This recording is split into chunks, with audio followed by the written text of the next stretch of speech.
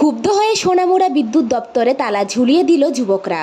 15 দিন ধরে বিদ্যুৎ সমস্যায় ভুগছে সোনামুড়া দুর্গাপুরের বাসিন্দারা। শহর লাগাও এই গ্রামে বিকল হওয়ার ট্রান্সফরমার আওতাধীন 100 পরিবারের বসবাস। 15 দিন ধরে ট্রান্সফরমার নষ্ট, বারবার সোনামুড়া বিদ্যুৎ দপ্তর জানিয়েও কাজের কাজ কিছুই হচ্ছে না। আজ ক্ষুব্ধ হয়ে তালা ঝুলিয়ে দেয় যুবকরা। প্রায় 2 ঘন্টা হলেও এখনও তালা খুলতে আসেনি, আটকে আছে বিদ্যুৎ কর্মীরা। 5-6 দিন আমাদের ফ্রিজ টিভি অনেক কিছু নষ্ট হয়েছে। এখন আমরা মূল কথা আমরা কোনো পানি পাইতে আসি না। কারেন্টটা থাকলে আমরা পানি পাই, আমরা যা 10-15 দিন কোনো পানি পাইতে আসি না। আমরা অনেক ভোগান্তি সৃষ্টি হইতেছে। মানে কোনো জল খাওয়ার জল আনতে বহুত কষ্ট হইতেছে। মোটর কিছু চলতে আসে না, ফ্রিজটা সব নষ্ট। ঘরে ছোটো ছোটো বাচ্চারা আছে, বাচ্চারা খুব অনেক অসুস্থ হয়ে পড়ছে।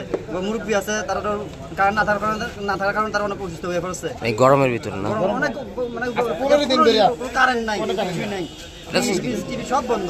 এটা তো শহর লাগু একটা অঞ্চল, তোমরা দুর্গাপুর, এখানে তো গাছপালা না বেশি একটা নাই, তারপরে কেন সমস্যাটা হইতেছে? আমরা তো আইতাছি, তারা রিপোর্ট দিতেছি, জানাইতেছি, তারা জন্য করতেছে, আমরা মানছি, অনেক কথা মানছি, তারা অনেক গাবিলিত আছে, তারা যায় না।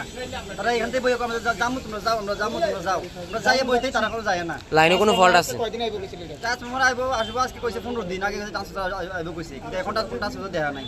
লাইনে কি ফল্ট আছে? মানে লাইন তো নাই, জুয়েল রিপোর্ট, জনদর্পণ।